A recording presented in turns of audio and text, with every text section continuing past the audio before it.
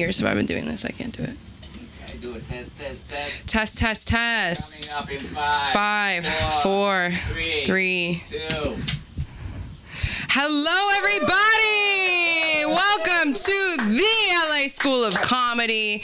My name is Sam Linderman. I am on stage right now. Such a pleasure to be here on a Manic Monday. I want to tell you about what we have going on here at our very special little home. We have some classes going on just for you. You guys asked, and here they are. We have an acting class with Aaron McIntyre, everybody.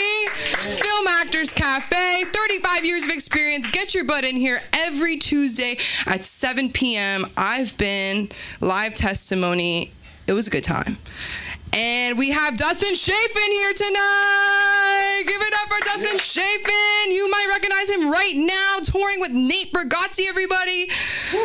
Beautiful, honestly. And he has the Right Club, which we have the pleasure of hosting here.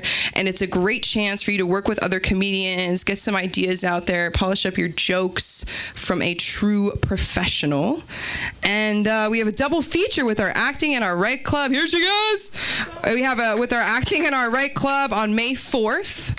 So go to our website. All the information's on there, laschoolofcomedy.com.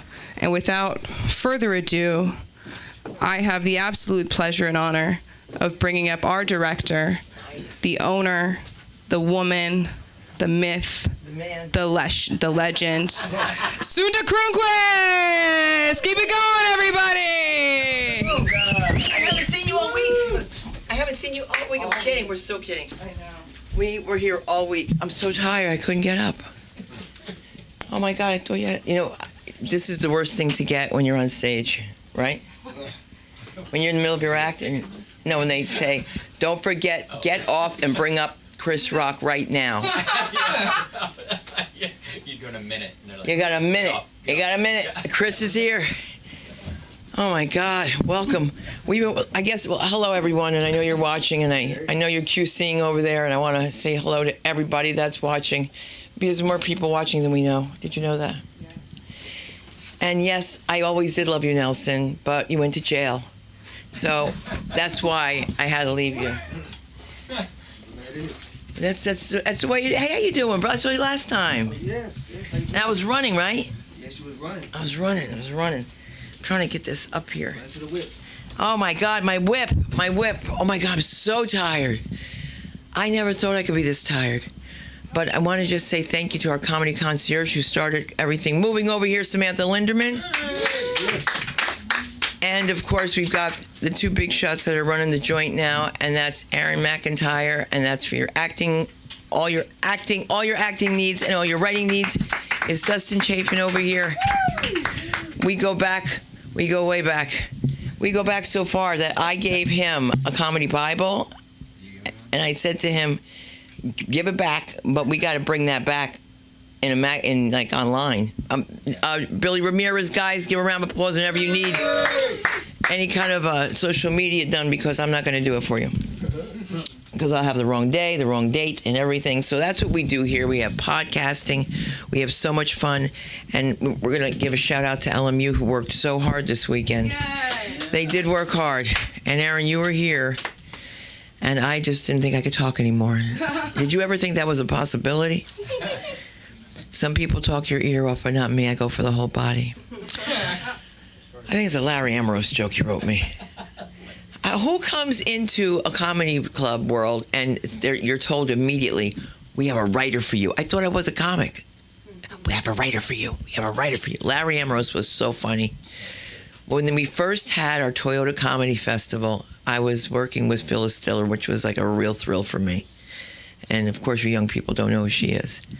But she's like the white Sunda Krunquist with that nappy hair. She had the craziest hair. Let me tell you, her photographer, when I met the photographer, he said, "If I can make Phyllis Diller beautiful, imagine what I can do for you." So I go to get it. It's Mark Raboy, God bless him. He did your hair, makeup, photos, pulled your clothes, and that was $900 in the 80s, man. Like, that's a lot of money. But I was like, Phyllis Diller looks good. and I'm going to look like Phyllis Diller. So out of nowhere, he says to me, you have the same problem as Mary from the Supremes. And I was like, a problem? He said, you're going to need an implant.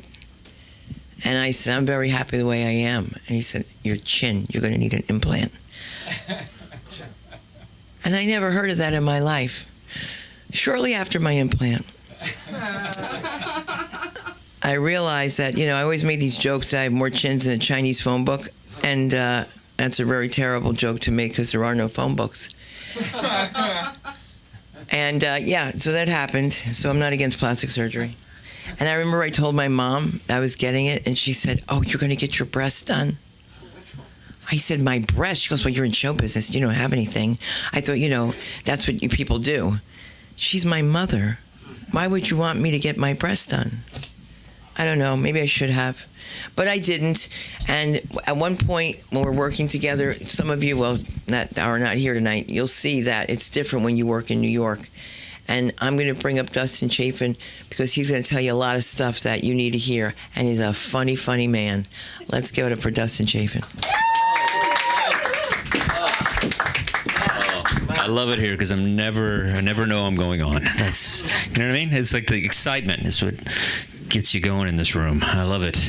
Plastic surgery. I love that. I had my ears done. My ears really just stick out. Yeah. My mom, she scored. She married a plastic surgeon late in life. So she looked really good the late years. And my ears stuck out. So he did these ears. So pretty good. Yeah, right. You gotta do it. I don't know why I shared that to the 16 people on whatever this is streaming on. 53, baby! I don't have a lot of energy. I don't, because my girl's got me on, she always has me on some stupid, lifestyle diet. You know what I mean? It's always something. I would rather her cheat on me than go through another diet. You know what I mean? I'd rather her bang a dude than give up bread again. I can't take it. It's it's horrible. Anyway, I don't have it in me to do a set, so I just want. Do I? All right. She's out of her mind. I love her, but she's a hypochondriac. I don't know. She's always Googling stuff. But I tell you this, soon it's easy to get out of fights when you date a hypochondriac. She's like, get off your phone, pay attention to me, and I'm like, is that a lump on your neck? I think that's because stupid. She has misophonia. I don't know if you know what that is. That's somebody that goes into rage when they hear certain sounds, like ticking, beeping, and my breathing, which is terrifying. That thing that keeps me alive, yeah, she hates it. So there's that. All right. We're going to have a good time on Right Club. This is a real thing. This is something I came up with that I love. Because I saw a lot of comedy classes and I saw a lot of people that were doing just kind of a lame attempt to kind of spread this thing called comedy and help people kind of get better at it. And so I've been in this a long time. This thing is really fun. The first thing we do is we bring in a speaker. Our first class would be May 4th. And it's going to be exciting because that's a Star Wars day. So if you come dressed as a Star Wars person, I'll give you $10 off. I think that's... Come as a Wookiee and you'll get $20 off. So just keep going and going and going. But it's fun. We're going to have Lori Kilmartin. If you don't know who that is, one of the best comedians working. She's phenomenal. She's written for Conan O'Brien, Academy Awards, and she's going to talk about just kind of the gist of writing to a level that she writes at. And we're going to kind of just have her talk to us, and then I'm going to kind of help you guys just get better at what you're already working on. And then my whole thing is we're all comics, so we all have something to add. So instead of just me going, hey, this is how you do it, we'll all kind of chip in and be tag something and kind of help you work it. Basically like comics at a diner, which is I think is the best way comics write, is when they're all together and they just kind of pop off of each other. So I'm going to try to create that vibe here. But the only way to do it is if you guys sign up. And then Aaron has an amazing class, and we talked about acting. I remember one time I was Dave Attell was outside a comedy club when I first started. He's out there smoking. There was me and a couple of comics were just started, and we were just let's go talk to Attell. Let's ask him something. We're like, like, hey, Dave, can you give us any advice? And Dave Attell goes, acting class. he goes, that's the only advice I have, because that time Ray Romano was getting all this stuff and all these guys. So anyway, acting class is important for comics. Even though we just want to be comics, trust me, Bill Burr took an acting class. All these guys that are getting acting work, they all did it. So let's do that. So come to our class. It's going to be May 4th. It's going to be me for the first half, Aaron for the second half, and it's going to be hilarious. We might order pizza. It's going to be a good time. So come out, Right Club and the Acting Cafe. That's all I got. Thanks, guys. Woo! Yay! Rock and roll. Thank you. How do you look exactly the same? It was plastic surgery. I knew it. I said to Samantha, there's no way he can still look the same. I said, he looked like that like a kid. Well, he did. He was a barker. And guys, you know what I want to recommend to you guys? A kid too? Oh, was I a kid? No. No, I said, what, he had a beard when he was a kid too? A deer. Oh, a beard. No, I thought you were talking about me having the beard. And I was like, no, I had laser. But anyway, nobody asked all that information. That's how you say Jew in ASL, and that's terrible. I just learned that recently. We're having someone come in this is great. He's going to do signing with rapping. And for the writing class, I thought it would be great because he's a very handsome guy. I can't help him with that part. That's on my writing situation. Which is so funny because during this the interview, and they're asking all these questions, and she's asking me how many books do I have written, like how many pages of material, and I said I'm going to get to that. I'm going to get to that. I really am going to get to that. Because you should. Because look, I got to leave something for my kids. I'm going to at one point got to write it. It's in some. If you feel like, oh, I'm not successful because I don't write. Stephen Rosenfield, of course, he took my money to tell me I'm perfect, but no, he told me stop listening. You write on stage. I've seen you. Remember everything. And Mark talked to Barry Katz, who said she doesn't put the pen to paper. Sunda doesn't want to put the pen to paper. But Barry, you could call me at 1:00 and tell me I have a spot the next day. And it's going to be all on housekeeping. Like, that's not even in my act. There are people in this world, in this business, will make your ass get up in the middle of the night and you will be writing. You want that check? You will get up. And my comedy partner, then James, was like, there's no way someone's going to give me a job the night before and I'm going to do that. You have to give me time. Gave her the next act, the next comic went up. That's the way it goes. Who's the one with Jerry Red Wilson? Do you remember Jerry Red Wilson? Brown, something, and him. It was two guys, right? No, Jerry Red Wilson got the job. He was a school teacher. Yeah. And all I know is that he was supposed to perform at a club, and Tim Davis was running the club at the time. He looked like Andre the Giant. I can't explain it. Am I wrong, Tim? Come on, son, you gotta show your dirty underwear. You gotta tell it all. You gotta get up there. You and Vivian Paxton, get up there and tell your business. We had people always telling us what to do. Always telling us what to do. You've got to dress like Paula Poundstone. And Carrie and Suzanne Hoffman had me in a three-piece suit. I was wearing a suit jacket and a vest and these hot-ass pants. But we interviewed Sarah here. That's Sarah. That's Paula Poundstone. She's really great. And yeah, she was really sweet. And then I said to her, they wanted me to be you. She said, I feel so sorry for you. I said, I felt sorry for me too. That was it was a great club. It was called Stand Up and Puke. I'm kidding. Stand Up New York. So I used to call it Stand Up and Puke. Oh, God. I've had a lot of interesting experiences there. But the most I would say is Robin Williams. He was just insane. And it wasn't nice because you couldn't get your set because his manager would take the whole friggin' tape. Because remember, if you stole a joke, they'd pay you $100. He would steal. He would just look at your joke. All of a sudden, he would watch him, and the next thing you know, he'd say, well, I'm doing the Right Club. Don't know why, but I love it, the Right Club. Come on in. We've got Aaron. We've got this one. He was just really mentally ill. Oh, I loved him. I really did. I remember saying to myself, why is the nanny here? Stop. Yes. Because I was like, that's nice that the nanny comes with him to the shows. Because I was like, that's not the mammy, that's the nanny. And they got married. And you know me, I mind my own business. But I do want to say that without anyone here, there would be no light. And so we want to bring on the comedy of the one and only photographer, comedian, Hunter White. Are you here? Keep it going for Sunda. Let me start off voice by way. How we doing, guys? They say there is no ethical consumption under capitalism. Prove it, Hunter. The IKEA mom dresser killed 8 children. How we do? All right, I thought that would be funnier. I just was sad. I don't know. We're good? Yeah. You guys watched the Charlie Manson documentary on Netflix? You didn't like it? I enjoyed it. I gotta be careful with those. Like whenever I watch a charismatic psychopath, I'm just really careful to make sure I don't agree with them too much. Right? Like Jim Jones, the Unabomber, Thanos. These are all people with good points. It's just their methods are a little wrong. Right? It's not a problem when you're like fascinated by psychopaths. It's a problem when your favorite musician is Charlie Manson. Right? Like at a party, like Mechanical Man actually was good point. Okay, guys, it's fine. We're good. We're good. We're good. Yeah.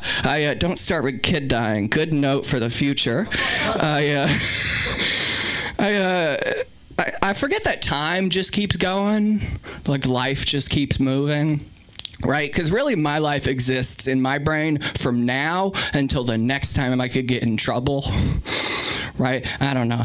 All right, guys, it's a weird energy. It's fine. We're good. You know what? When I was young, I thought I would like run an empire. Now, I don't know what day of the week it is. Right? Like I thought I'd have multiple things going. I just have 567 unread text messages is what I have going on. And 200 of them are from Kamala. Like, haven't just gotten around to deleting those. I'm just going, I guess. I started driving this last year. Thank you. I like that you guys are supportive because most people do not care. Right? When you're 16 and you get your license, like everybody is so excited. Like, congrats, man. Welcome to the real world. But you're 31. Cool, bro. My car drives itself. Like, what happened? You get cucked by a Waymo and felt insecure? Yeah, 100%. That's just what happened. But like, I don't know. It's in my like grand plan of like trying to grow up, I guess.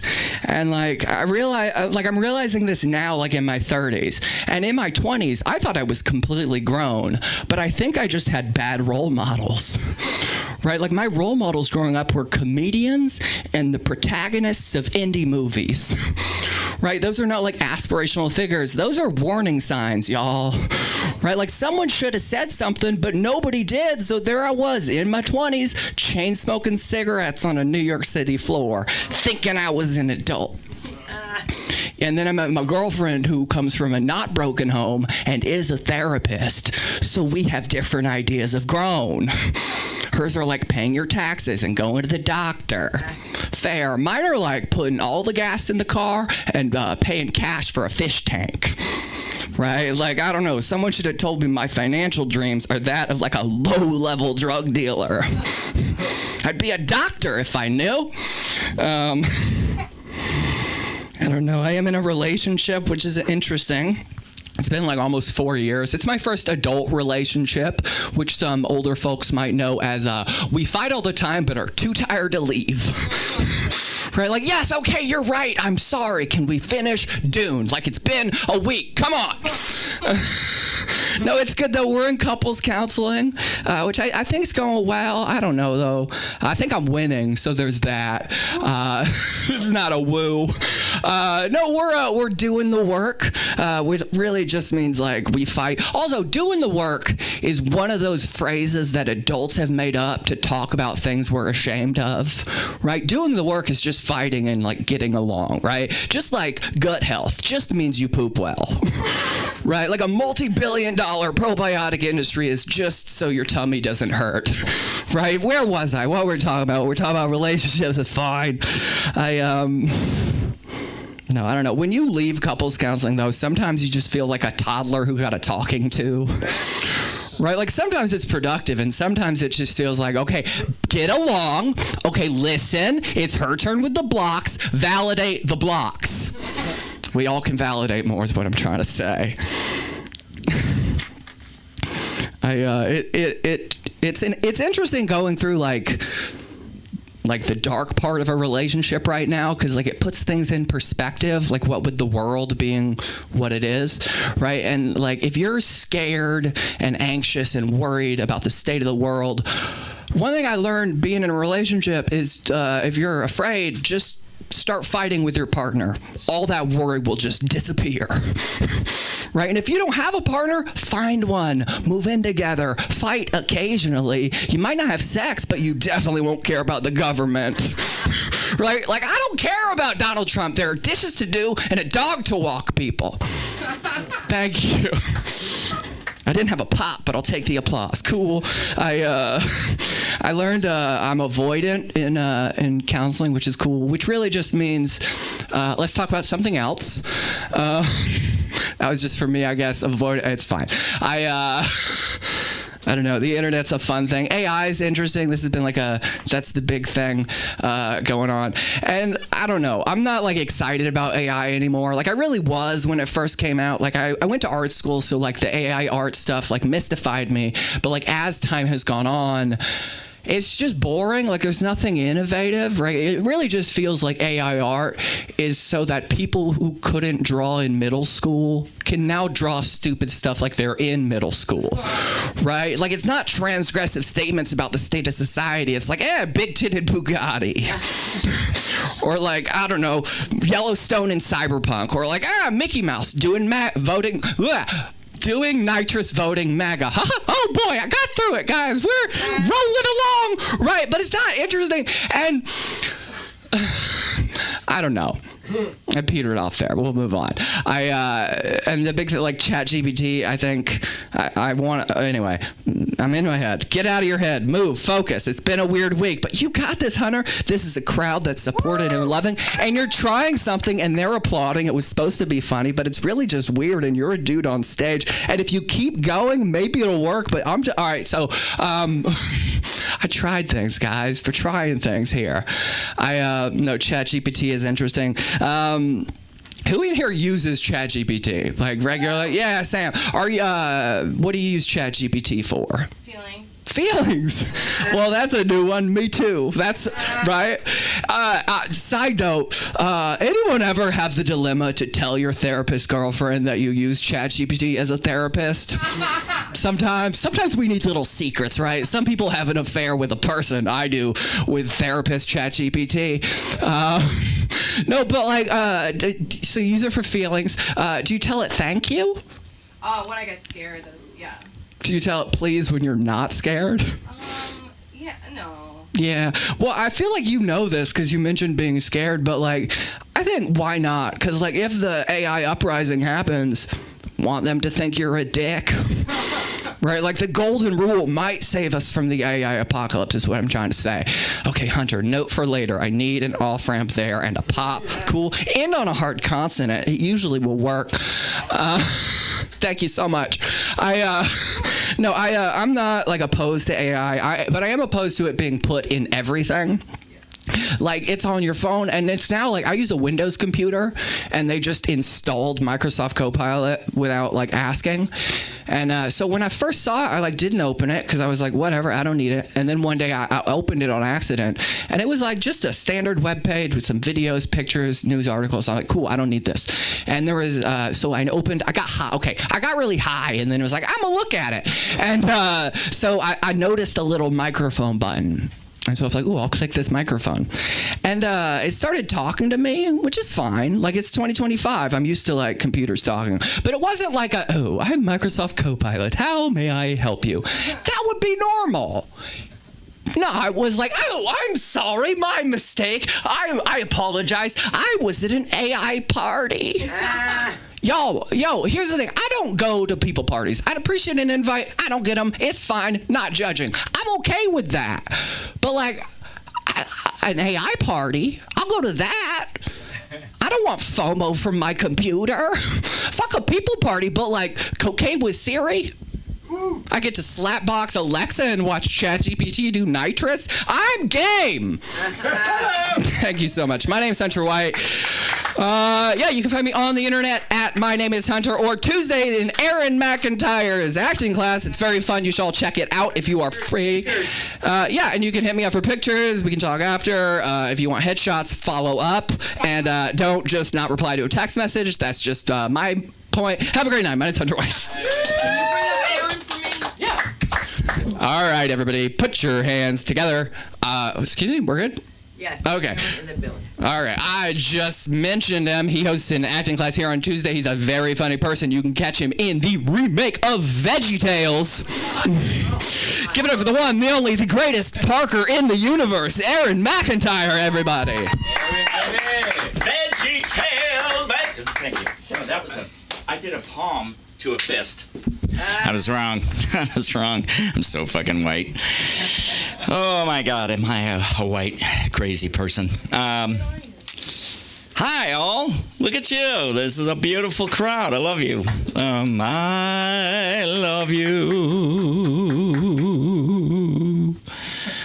for sentimental reasons. Yeah, I was that kid. I was a kid who was the weird guy. You know, he's always talking to himself, which I still do. You know, I know that everybody, you know, probably talks to themselves. Where did I put my keys? You know, oh God, what? But you know, I have whole conversations with different people all the time. It's like, where did you put that goddamn chair? Well, I put it over there, motherfucker. Quit asking me questions. But I do love to sing. I love that a lot. As a matter of fact, when I was in school, it was a constant thing. I was always walking around going, oh, what was the song? Ring my bell, ring my bell. Nobody knows that. Ding-a-ling-a-ling. Yeah. Yeah, absolutely. I do the head bop and everything. I'm trying to cleanse myself of this mental illness that I have.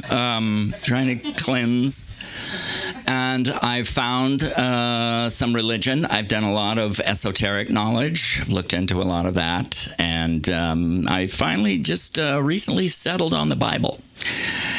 Because, you know, it's kind of like me. I'm bipolar. By the way, don't worry, I'm not going to explode.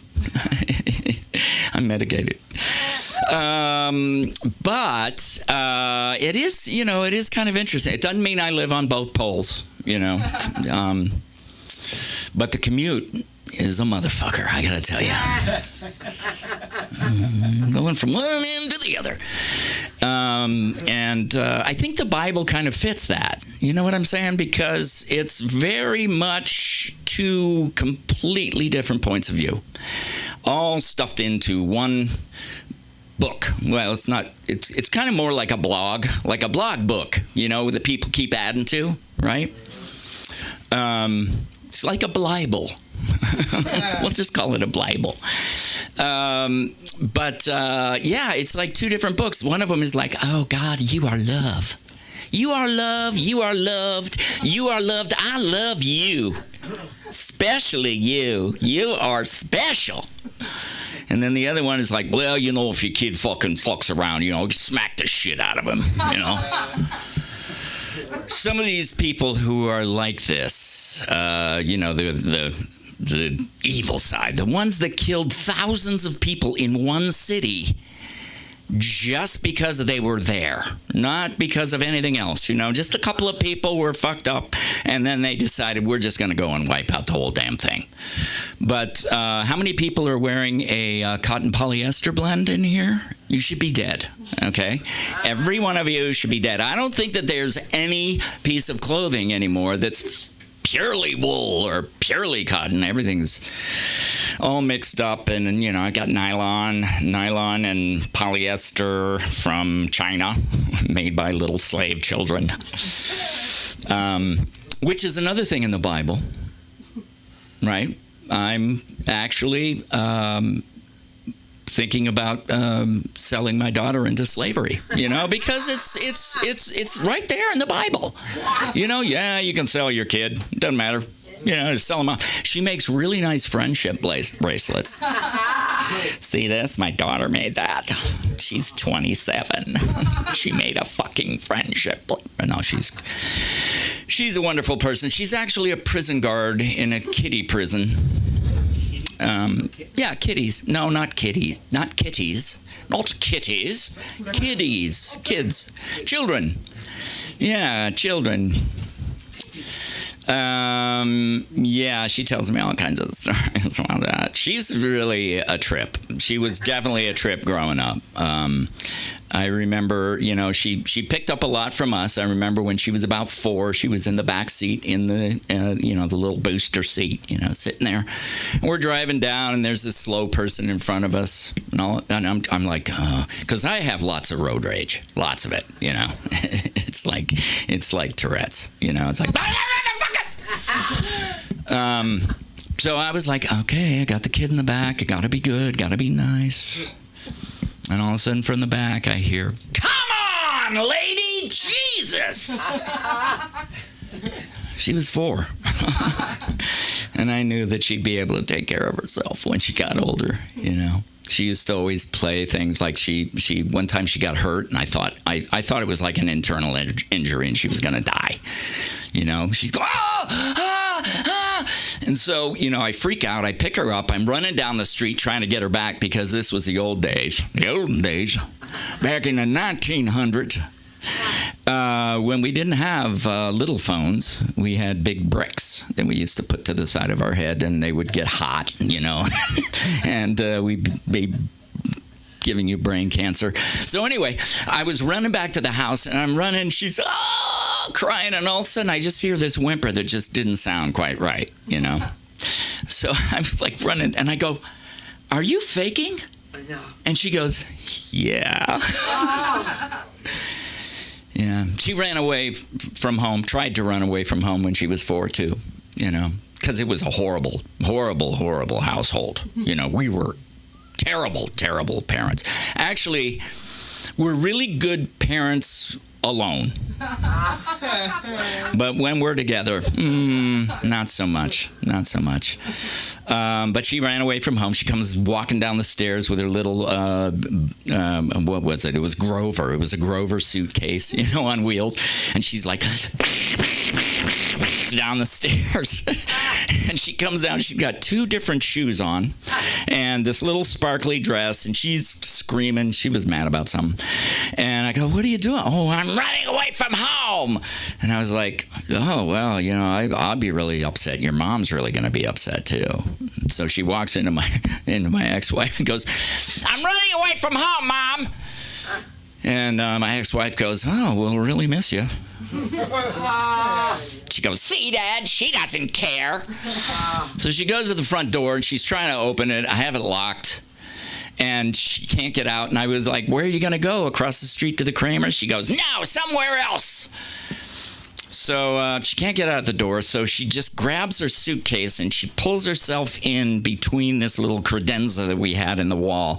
And she pulls herself in, pulls the suitcase right up to her. And I was like, "Well, are you home now?" And she goes, "Yeah, you want to come?" It was like, I think she's bipolar too, but no, she's borderline, which brings me to the Bible. Where the fuck did I go? Where did I go? I went somewhere else. Bible's got lots of really cool stuff in it. Killed a lot of people. He was very demanding. And he did say, "I am a jealous God. I'm a jealous God. There will be none before me."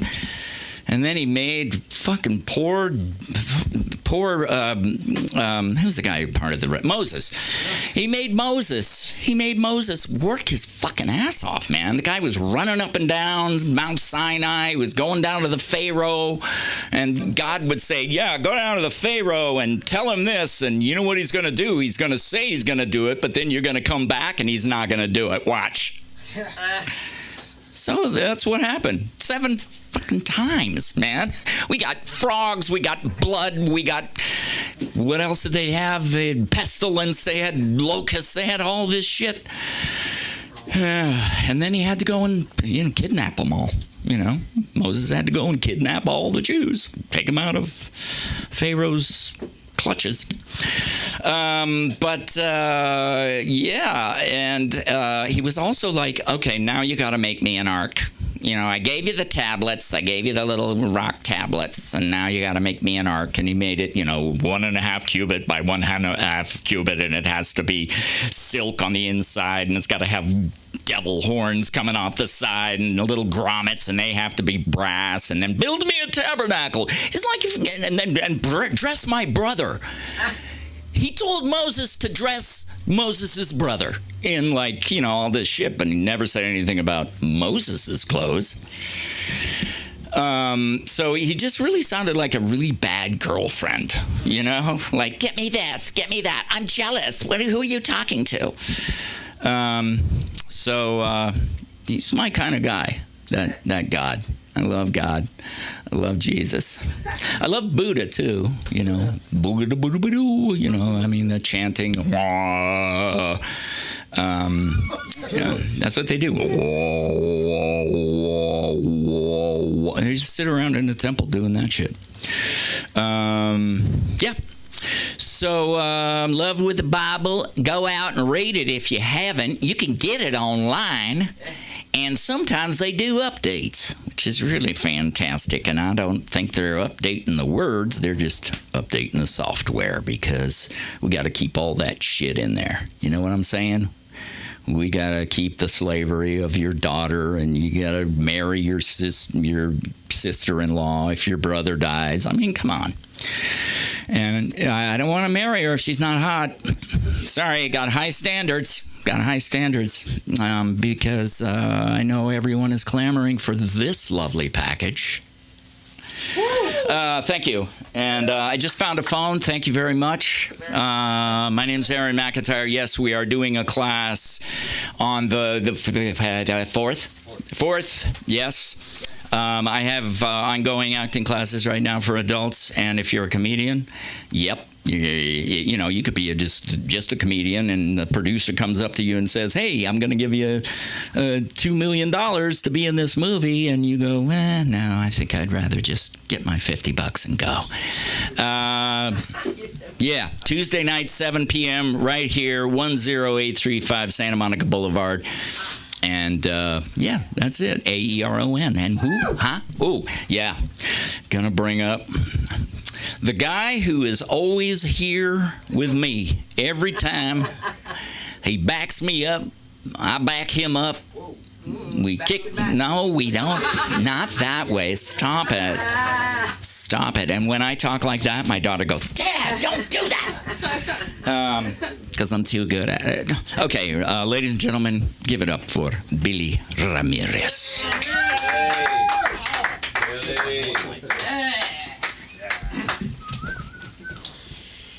Thank you very much. My name is Billy Ramirez, and I'm not afraid to stand here in front of everyone and tell you that I am ticklish. The reason I'm not afraid to tell you that I'm ticklish is because I am violently ticklish. Is anyone else here violently ticklish? Go ahead and kick the person next to you. I'm the kind of ticklish that if I wished the wrong wish and ended up at the beginning of a UFC fight for some reason, my only chance to not die instantly is to get accidentally tickled by the opposing fighter. When you hear that someone is ticklish, you might get the urge to find out just how ticklish they are, and get up there and then do a little test tickle. But you can keep your testicles to yourself. Do not try it on me. So I'm the kind of ticklish that if you tickle me, you might have to buy new furniture. Just like, oh god damn, I'm Doug. I'm so sorry. I didn't mean to suplex your grandmother, but she tickled me. Whatever, that happens. I think she's going to be all right, but that coffee table's toast, all right? So, on second thought, I'm going to hit our life alert button just in case. Boop. They'll be here in 7 minutes. I'm actually so ticklish that I'm so violently ticklish that I once accidentally ended a relationship because of my ticklishness. We're just standing out on the balcony, staring into nowhere, and she comes up behind me. Tickle, tickle. Oh, my good Lord, I am so sorry. Let me see your nose. Oof. Full Picasso. Oh, boy. It's not that bad. It was pretty bad. And that was also the start of her blue period. Oh. All right, so who here plays those Mario games? Super Mario Brothers and all that? Anyone? No one? No one plays those? So you know when you stomp on a Koopa? So you know when you stomp on a Koopa and it becomes a shell? And you tap the shell and it goes shooting across the screen really, really fast. You know why that is? Turtle wax. I don't care. That one's just for me. It's gonna stay in the set forever. All right. You know the band Mumford and Sons? Anyone? You know my favorite. You know my favorite thing about the band Mumford and Sons is that you know exactly who to blame. So I've been fighting with squirrels lately. I have squirrels that visit my back patio, and I started feeding one. And so I started feeding her just putting seed out. And I know it's a she because she climbs up on my back screen and basically just flashes me like it's some sort of squirrel Mardi Gras. Like, here's your seeds. But I started putting out a plate of seeds for her, and then I don't know if word got down the squirrel pipeline, the squirrel nut line, whatever, the nut vine. But more and more squirrels started showing up and fighting over the seeds and making a mess. So I switched from feeding them bird seed to feeding them peanuts. And they love the peanuts. I love the peanuts too because they grab the peanuts and then they're so adorable when they beg for them. They like curl up their paws like they should be holding a dusty hat. Like, please, may I have another? I don't know why they would have that accent. They live in California. So they just grab the peanuts and they go, and then they just go to the little tree. I basically turn my back patio into a squirrel drive-through. I tried to turn it into a squirrel Sonic, but I couldn't find my rollerblades. And squirrels don't have a car, so because it was a stupid idea all around. But my point is, now you know that I care about these squirrels. So I looked up what to feed the squirrels, and it turns out that too many peanuts is bad for squirrels. Too many peanuts is bad for squirrel bone health, all right? And I'm at a point in my life where I should be worried about the bone health of my wife and children, but instead, no, squirrel, you know.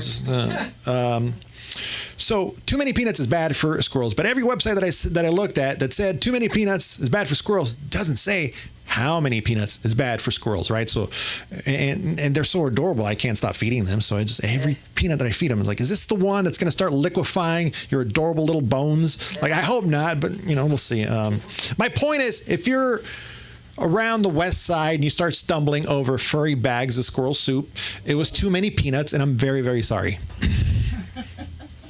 All right, show of hands. Put them up proud. Who here is a premature ejaculator? Anyone? Yeah, all right.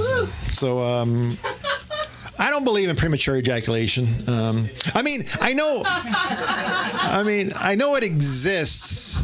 I'm very well aware of it. But the reason I don't believe in premature ejaculation is because it's premature based on what? Like what is the time? I don't understand. Like, it's just without a metric, you know, without something to shoot for, figuratively and literally. I don't know. It's just cause for argument. That's it. It's like if a really good friend invited you to a really fun party, and then you show up, and then your friend gives you attitude, like, what are you doing here? Like, well, I came to the party. I know, but you came early. So when should I have come to the party? Not now. Like, so when? Like, later. Or like, when later? I don't know. Just later. Like, how does that help me help you? This is ridiculous. Like, let's get a consensus, set a metric. There's other metrics on the internet for other measurements. You know, there's charts and stuff, you know, and, you know, sometimes you browse them, like average, above average. And that's the one I bookmarked ever since for that particular thing. Don't ask. Yeah, so it just when we establish a metric, because then we could settle arguments, because, you know, if there's something to shoot for, then maybe it turns out that all this time you've just been angry at someone who's just a mature ejaculator, you know. And if you want to be angry at someone, be angry at all the post-mature ejaculators who've been making you late for stuff. But I don't know why I'm worried about that, because it's not really the strong point of my game, anyways. Let me just put it this way. I may not be able to tie a cherry stem with my tongue, but I can lick an envelope like nobody's business. All right. All right. Is anyone here a fan of pro wrestling? Yeah, big pro wrestling. I love pro wrestling. I've been watching pro wrestling since the 1980s, the late 80s, and Hulk Hogan was doing his thing, WWF. And been watching on and off ever since then. And I don't know why, because wrestling is weird sometimes. Have you ever noticed how weird wrestling is? If you boil it down pro wrestling is basically just big muscly men getting mostly naked and sweaty and play wrestling with each other night in and night out. Now, I would love to hear a psychologist's take on that. But also, if you pay attention to some of the moves are really intimate. Like some of the moves you wouldn't do on your significant other. It's just, seriously, it's like, and then so I wonder, like, how did pro wrestling even get started with all this weirdness? Like maybe 100 years ago, 100 years ago, 150 years ago, who knows when it happened? You know, some shrewd and possibly confused businessman gathered a bunch of young men together and just, invented pro wrestling. Who knows? Like, gentlemen, thank you for joining me here in this first ever pro wrestling class. I know it was awkward having me all your pecs up, but let's move past that. So, if you want to become pro wrestlers, you're going to need to learn about the moves, all right? But before you learn how to give a move, you got to learn how to take a move, all right? So, the first move I'm going to teach you how to take is called the body slam, all right? All you have to do is just face your opponent, and then your opponent faces you, and then he places his left hand on your right shoulder, and then with his right arm, he picks you up by the taint and then drops you. Any questions? Yeah, okay, question. Yeah, that's right. Yes, you. Yep, he just drops you. He slams your body. Well, I tried calling it the slam body. It doesn't really fit. I like body slam, all right? But, all right, good point. You. It doesn't go up. It goes between. It's more for leverage, all right? All right, listen. Okay, I sense some trepidation. About the body slam. So I'm going to teach you a different move, right? This one's called a pile driver. I know it sounds kind of rough, but it's very safe. Just trust me on this one, right? It starts off very simply, like the body slam. You stand and face your opponent, and then you bend over, and then you shove your head in your opponent's crotch. He picks you up, falls backwards, and he drops you on your head. Any questions? Okay, all of you, yes. Yes, you. Yes, directly on your head. That's right. But look, don't worry. Your head is perfectly cradled within your opponent's sweaty groin. So it's perfect. You're good. You're good. Okay. Yes, you over there. What did you say? Did you just ask for pads and a helmet? What is your name? Did you say the masked chimney sweeper? It works for the time. The pads and a helmet. Listen, the masked chimney sweeper. If you want pads and a helmet, I hear there's a new thing called American football. All right, so why don't you grab your shiny pecs and your golden broom and you head on down to the football field if you want some pads. All right, now get on out of here, all right? Because this is professional wrestling. This is serious. All right, now for the rest of you, grab your sequin robes and your feather boas because we're going to learn how to strut. Woo! All right, my name is Billy Ramirez. You can find me at billyramirez.com. And the next comedian on the list is, drumroll please, Mr. Eugene Lewis. Welcome up to the stage. Woo. And also, by the way, if you're interested in Right Club and Film Actors Cafe, there's a sign-up sheet right there. Add your email address. There's a beautiful little poster that I did. Anyways, Eugene Lewis, ladies and gentlemen. Hey, what's up, y'all? Get up for your last comedian. Yeah. No, the other comedian who was up here. The last comedian that was up here. Okay, previous comedian who was up here. Okay, hey, this is elementary school, goddammit, shit. I mean, we're up here just trying to do some comedy, all right? Man, so Hunter, yeah, man, you said you do some therapy with your girl? She is a therapist. Oh, she's a therapist? Well, we're in counseling, yes. Man, when I was dating females, because I'm taking a little break right now, all right? I'm putting my dick on the shelf. Okay?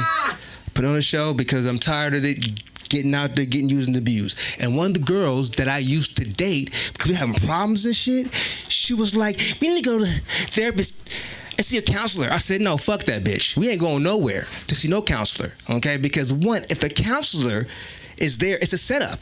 It's a fucking setup. It's a fucking setup. Setting your ass up. So I said, bitch, I ain't going nowhere with you. We can just do this or not do this. Shit. Fuck a therapist, man. Shit. Yeah. You know a little bit about me. I'm from LA. Okay? I'm from the LA area. I was born in one of the ghettos. Because LA has many ghettos.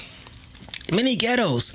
And I was in the area in the 80s. in the 80s, and it was all drive-by shootings in the 80s. All right, it was routine, like when you take a shit and wipe your ass. Okay, it was like that. All right, or brush your fucking teeth in the morning. Okay, it was routine like that. It was drive-by fucking shootings, just like that. And my mother would always say, "Duck, duck, duck, duck." Get down and duck. All right.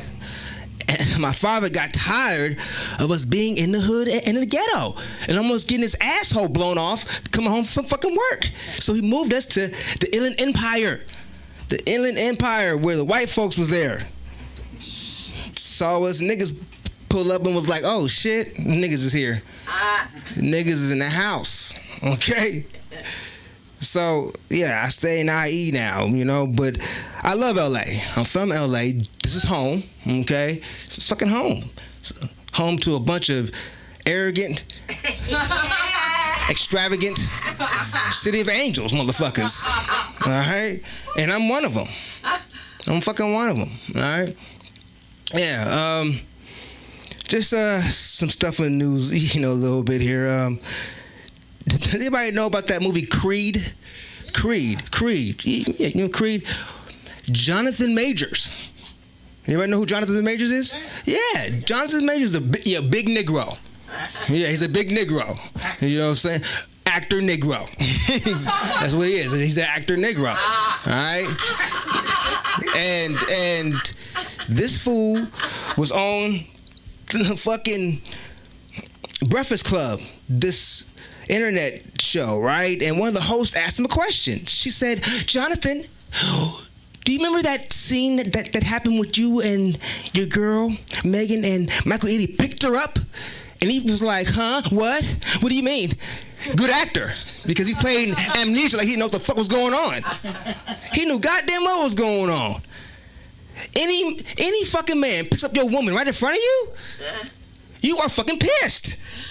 You're pissed because that hug was so embraced. It was like braced back to, you know, not back to back, but chest to chest. It was her nipples on his chest. And he was like, oh, man.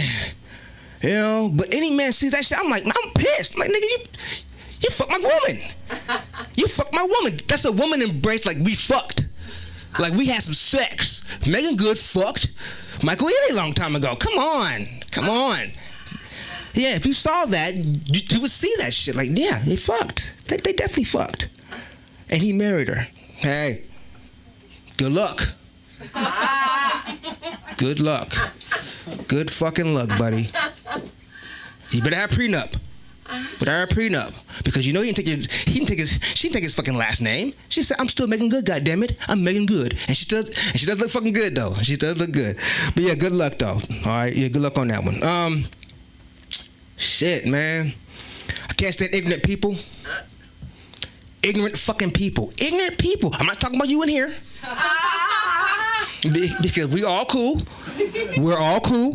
When I talk about y'all here, we're all fucking cool. But ignorant fucking people.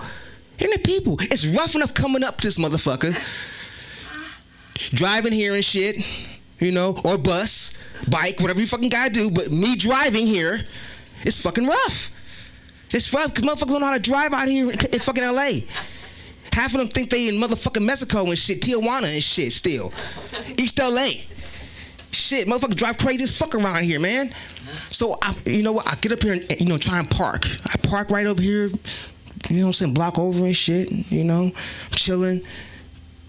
You know, fucking trying to go with my lines and shit. You know, it's gonna sound right. You know, I park in front of this car. It's a fucking Scion. A Scion. And I park in front of the Scion. A Matchbox car. Guys, we know what a Scion is. Okay? Females drive these cars. Oh my God. They drive these cars. And I'm sitting there, and the car starts. And she starts to back up. I'm like, hey, beep, beep, beep, beep, beep, beep, beep. She's like, what? I said, hey, you better hit my car. She said, I have a backup cam. I said, you're backing up, but you're not fucking using that goddamn motherfucker. Okay? She said, I have a backup. You shouldn't park so close. No, you know how to motherfucking goddamn drive. We have a goddamn license. God damn it. What the fuck? Now drive on and drive somewhere else crazy, God damn it. Shit. Yes, it was a white girl. This is a white girl. If it was a black bitch, I said black bitch too. Guarantee it. Guarantee it. Shit. You know, man, sitting up here, just fucking thinking like, damn, dude, you have done a lot of dumb shit. We used to live in San Diego. I used to live in San Diego. Done a lot of dumb shit in San Diego, all right? And I was out there recently trying to get on open mic, out there and shit, you know what I'm saying? Do a little traveling and shit like that. And I didn't get on at the Madhouse, but I walked down the Gaslamp fucking district. The Gaslamp district of San Diego? This was the first time I walked down that motherfucker when I used to live out there. And there's so many fucking drunk motherfuckers out there. They just all drunk as fuck. I go in one of the white bars, because I want to just shoot a little pool and shit because it's a gentleman's game. Pool is a gentleman's game, all right? And when they see niggas who know how to play pool, they're kind of impressed, okay? They're kind of impressed. So I get on the pool table, and this guy, he starts telling me his fucking life story. He's like, man, I get so fucking drunk, man. I throw up. I just throw up. I'm like, dude, that's not good. Your body's telling you that you need to stop fucking drinking. It's telling you that you need to stop fucking drinking. Okay? So I'm shooting pool. My turn. Knock a ball in. They're all impressed. The white folks were fucking impressed. They're like, oh my God, the nigga can shoot pool. He's fucking good. After that, I fucking won the game. Good. I fucking won the game. Easy as pie. But before I cut up out of here and shit, I'm gonna just leave you with this one here. I used to date this girl. Excuse me. I used to date this girl. It was kind of rough because she wanted to do this sexual thing with me. She basically said, I want to try something new with you. I said, well, bitch, you always sucked my dick already. That was good enough. She said, no, I'm going to do this. So I'm sitting on a motherfucking seat, right? I'm sitting on a chair and shit, and she's sucking on my dick. Sucking on my dick good, y'all. Sucking me up real good. And then she put my legs up. She put my legs up like this. She put my legs up. Put my legs up. I'm like, what this bitch finna ready to do? She got down and she proceeded to almost toss my salad. Toss my salad. That means eat my ass. Truffle butter. The old fucking Nicki Minaj shit, fucking truffle butter shit. But I said, no, bitch, you're not finna do that. And I bullfrogged off her fucking forehead. Bah! Just popped off her fucking forehead. I popped off her fucking forehead. I said, bitch, we ain't doing that. Just let me fuck. All right, we was good with that, okay? But yeah, the girl tried to eat my fucking asshole, and I was like, no, bitch, that ain't finna happen. But you know what? That's my time. My name Eugene. Thank you for listening. Where can they follow you? Suda, nobody's gonna follow my fucking ass. I got an Instagram and shit, right? Nobody's gonna fucking follow me. I don't give about that shit. I don't give a shit. Okay. Since you say that, Suda, Real. It's Eugene, Eugene, 8 ball, the 8. The 8 ball, the pool stick. Not 8 ball like you drink 8 ball, but the 8 ball and 3845 Instagram. Okay, you can find me there and shit, all right? But thank you for listening, and that's my time, y'all. My name's Eugene, all right? Thank you. Can you Patty for me, please? Oh, I'm sorry. Let me bring up the next comedian to grace this stage of the LA Comedy School right here. There you go. Well, Patty's coming to the stage. Patty, come to the stage. Patty, give it for Patty, y'all. Patty. Yeah, give it up. For Eugene. Come on. One more time for Eugene. This is what a night. What a night it has been here. Am I wrong? Maybe I'm wrong. It hasn't been that much of a night. No, it's been quite a night. And once again, give it up for your last comedian. He left his dick up on the shelf to come here tonight. I don't know if you guys know that, but the man left his dick up on the shelf to come out here and give us some laughs. And by golly, he delivered. I tell you what. To what, Eugene? Funny stuff. I do take issue at certain things. Can I let this go without being addressed? The term bandied about here by the middle-aged muchacho, premature ejaculation. Strong words, you know. I prefer first responder. Woo! Am I right? America loves a first responder, right?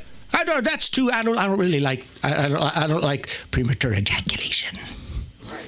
You know, I got mine. She should have got hers. You know, hold still. This won't take long, Mary. I tell you, if you want to have some fun, and I know we all do. I know I do. You know, go on Billy Ramirez's Facebook page. It'll blow your mind. The whole page is either hockey players or squirrels dressed up as hockey players with occasional Civil War reenactors. I'm scared of you now. That could be something like you. There may be another big secret we don't know about you yet.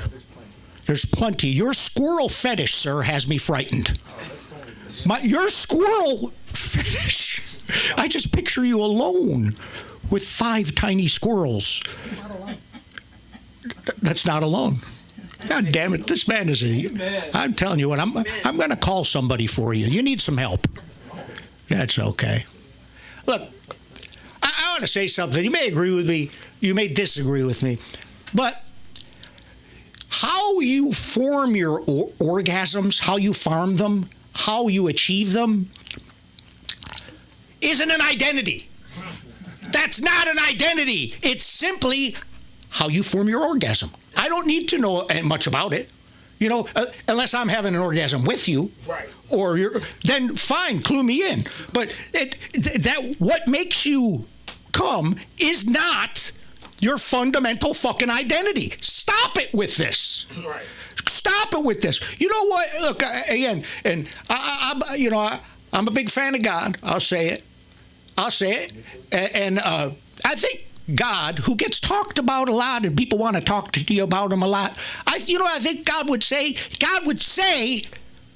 fuck who would fuck you. Enjoy each other, and then go forth and do good things. Stop it. With the marching about the T's and the... Here's the thing. I'm 61 fucking years old. I lived in a time before there were any letter words. Now, hold on, I'm going to say something. All people love their fucking letter words now, right? They love, because it's a symbol of having been oppressed. It's a symbol of having been marginalized. And now there's so many fucking letter words. In 1975, there was one letter word. The F word. Because fuck was considered obscene. Right? The N word, people said willy-nilly. It could be Sunday, Christmas morning at the food court, and people were just yelling the N-word. But not the N-word because it hadn't been invented yet.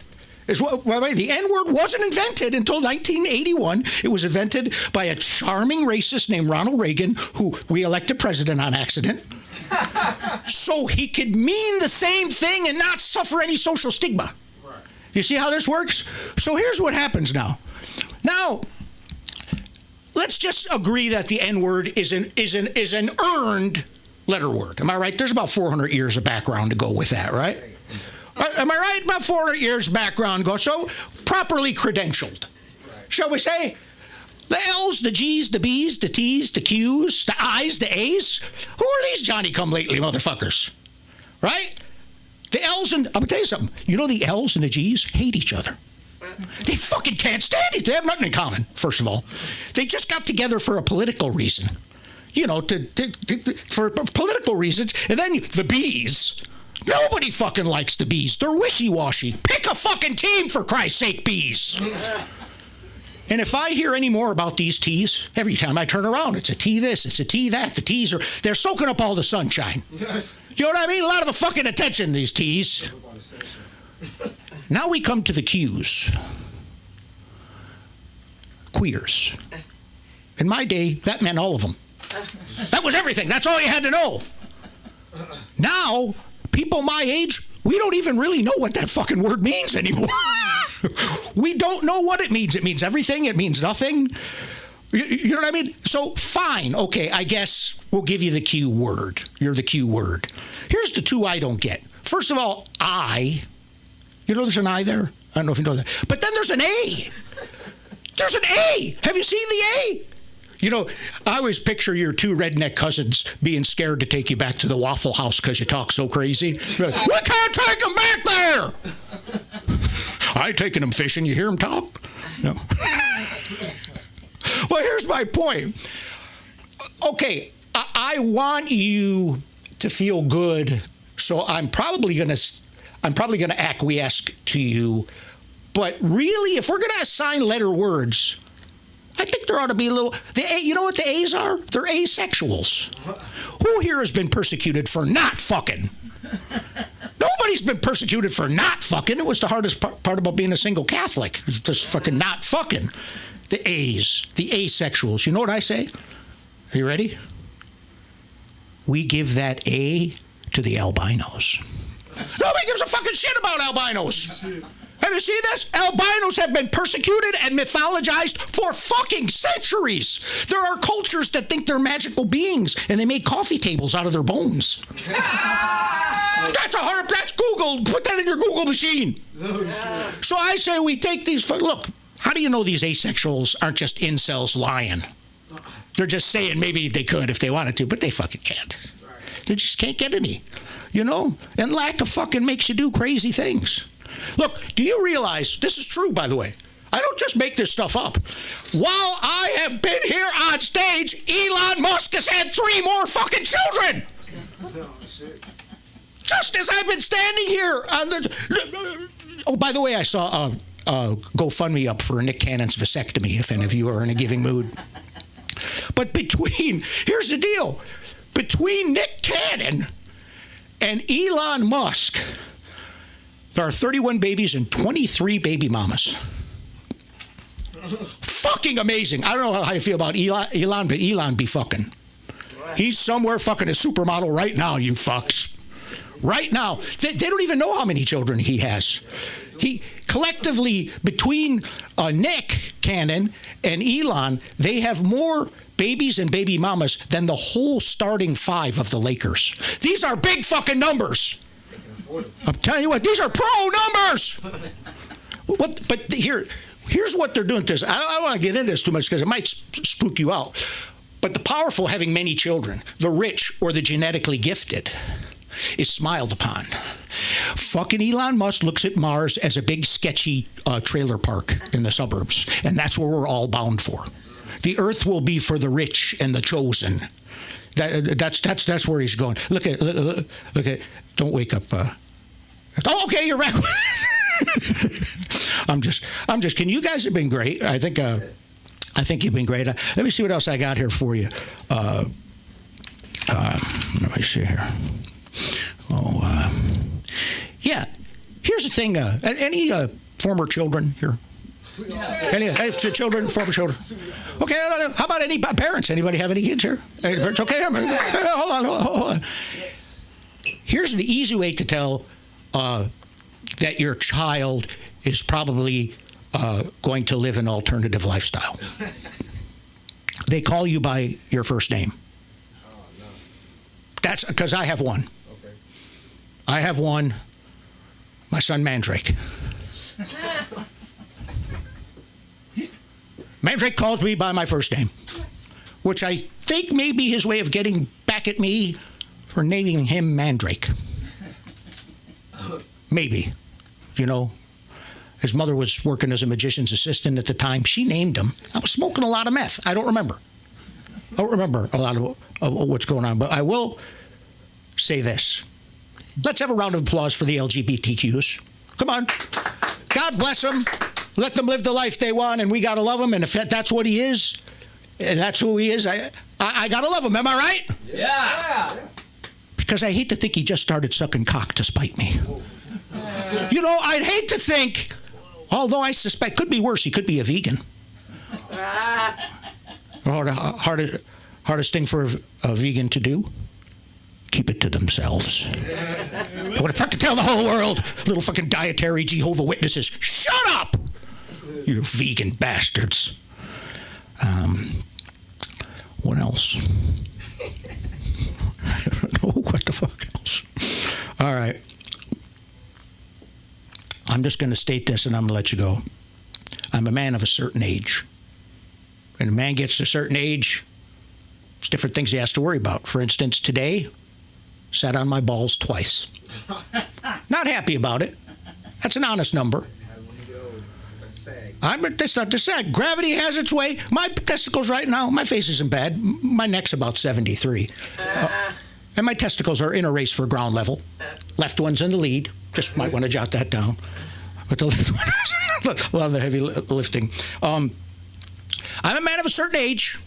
I was first sexually aroused by Bugs Bunny in a dress with lipstick. I'm a man. I'm a man of a certain age. I lost my virginity to a chia pet in 1979. What I'm trying to tell you is I'm a man of a certain age. You guys have been fantastic. Give yourself a round of applause. Has this been fantastic? Has this night been wow? Am I right?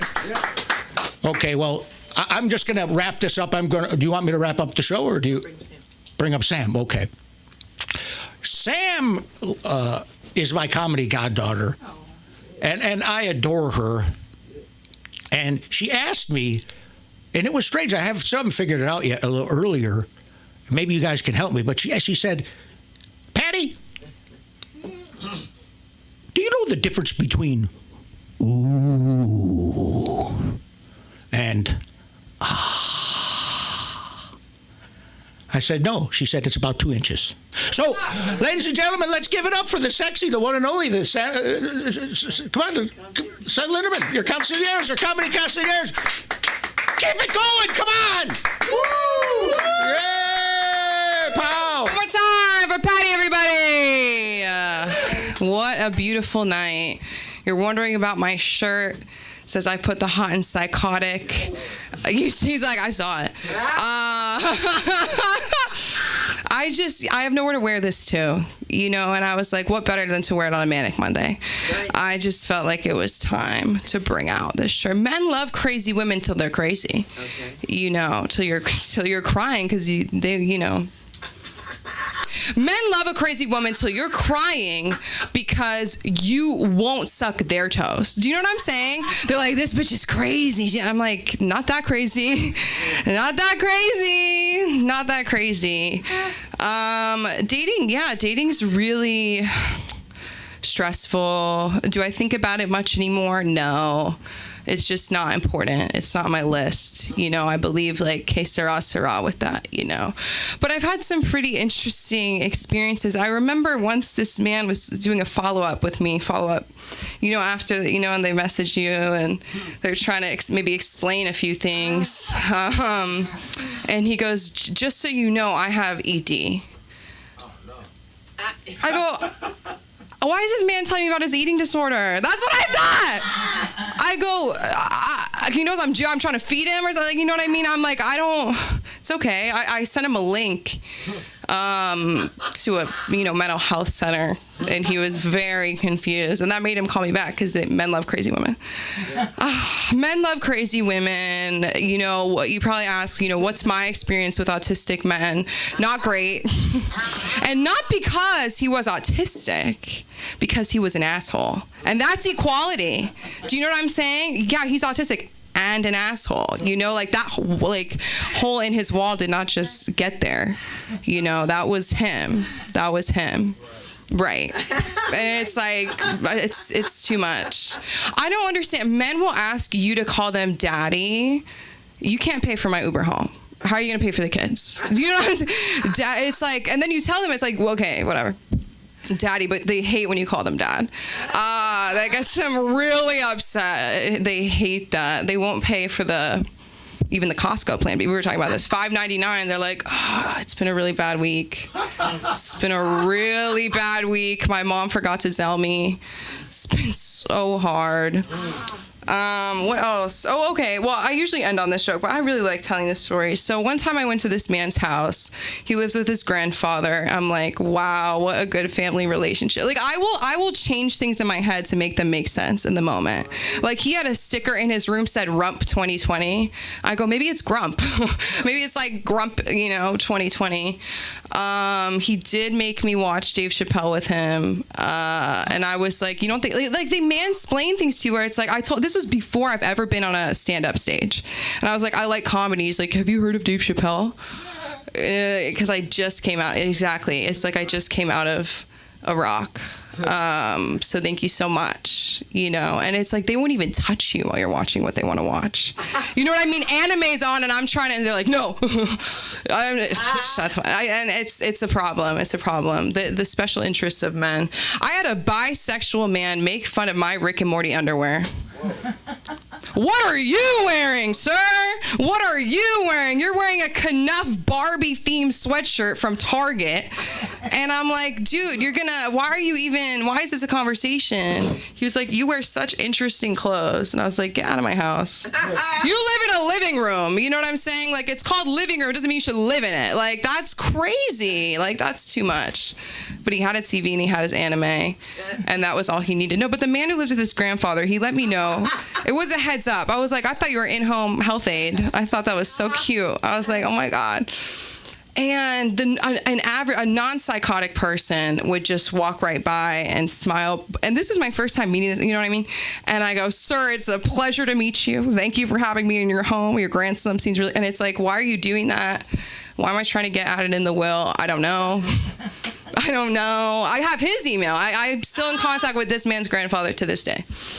But we were about to get to it, and he looks me in the eye. Mind you, I have a shaved head at the time.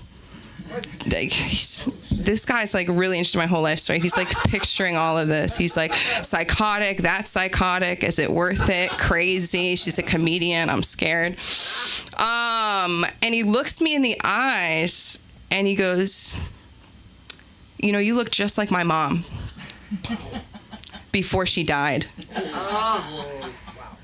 And he still did not pay for my Uber home. So I really don't know what that's about. I never have a piece of paper up here, but I'm trying to take it from the page to the stage. I mean, Hunter, I'm so happy you have your driver's license. I still don't. I don't live in New York, so it's not cute. I have driving nightmares every single time the brakes go out and I'm going to drive into my grandma's house. Nobody else? Every single time, because she lives by a really big hill. But I've had Uber dreams, like my Ubers have been like a dream experience. Like I was in an Uber, I was hungry, and we passed 7-Eleven, and I guess, I don't know what I did. I was like that. And he goes, did you want to stop there? I was like, yeah. And he was like, I wanted to too. And then we went to CVS together. Like, that's weird. Like, that could have been it. We went to CVS together. He wanted to get sushi another day. And I was like, you know what? He has a car. He has a car. So that's really cool. But yeah, enough of dating, whatever. And one time I was in an Uber, and we realized that his daughter and I went to elementary school together. How much conversation did we need to be having for that to happen? Do you know what I'm saying? I'm 20 at the time. Like, it was years since I'd been in elementary school. And so we really got into it. What were we talking about? Animals, the squirrels. That was scary. My sister emailed a turtle rescue about her high school's classroom pet. Nerd alert. No, I love her so much. Is that crazy? She's like, please respawn. The tank is too small, like all this stuff. They didn't answer. They don't give a shit. If it's not a sea turtle, they don't care. You know what I mean? Like, that's crazy. The teacher, whatever. I used to work in retail. Thank you so much. And now, like, I've noticed it's changed the way that I shop. You know what I mean? Like the vitamin water I got, it was 2 for $5. I didn't look how much one cost. One could have cost $1. 2 for $5? Purchased. It happens to me at the movies. You know what I mean? They'll be like, you get a large popcorn and you can get a large drink and you can be on the bathroom for 30 minutes of the movie. And I'm like, deal. I'm in. You had me at large popcorn. I was like so wanting to come up. Okay, my family. I'll talk about my family. So anybody have a grandfather who's still alive but shouldn't be?